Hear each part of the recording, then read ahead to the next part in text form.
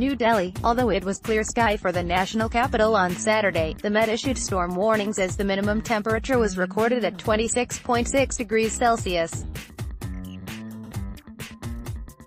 Representational image. PTI Sudden dust storms late on Friday in Delhi, Noida and Ghaziabad brought down the surging mercury by 1 notch below the season's average. Sky was mainly clear in the morning.